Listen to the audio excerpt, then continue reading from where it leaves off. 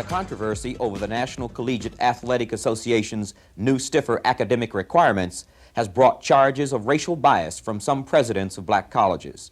The NCAA's recent decision is to require, beginning in 1986, a 2.0 high school grade point average, a C grade for high school core courses.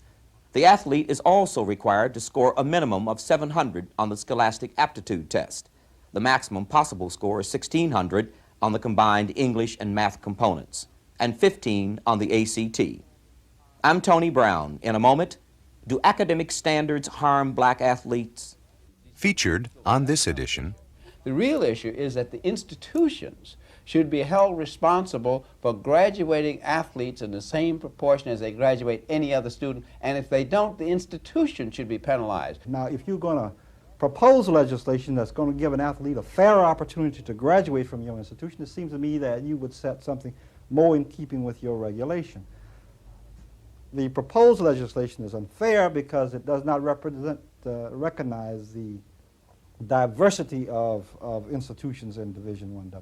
I don't know, I just find it absolutely amazing that that you, Dr. Humphries, and all the other black college presidents would speak out and challenge anything that would have to do with motivating black youngsters to join the frameworks of society, educational. Joining me to discuss this issue are Dr. Roscoe Brown, Jr., President, Bronx Community College; Mr. Howie Evans, sports writer, the Amsterdam News in New York; Dr. Frederick Humphries, President of Tennessee State University.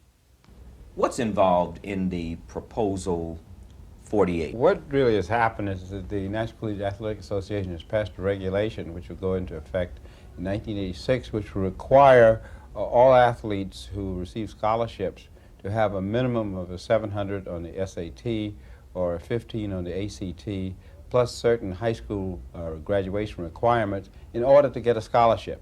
And the effect of this would be to make it impossible for a considerable number, possibly 2/3 of all black athletes who are now in college, to get scholarships. And it's something that some of us feel is discriminatory. The intent of it is supposedly to improve the quality of education for athletes, but the effect of it is in fact to blame the victim, namely the black athlete who hasn't had adequate high school education and then is exploited in college. Well, why will it harm the black athlete and not the white athlete?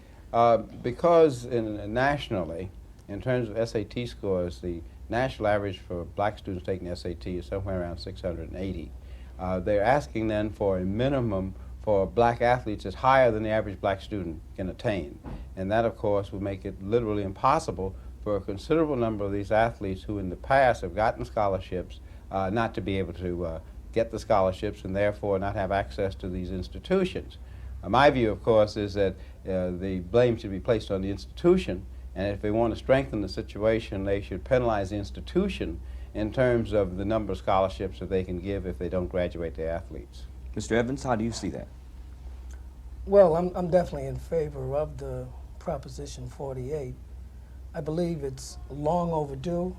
I believe something dramatic had to be done to impress upon our youngsters that there's more to life than basketball, football, and baseball.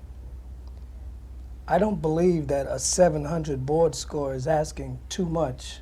What I think it's going to do is it's going to motivate a generation of black youngsters to become achievers.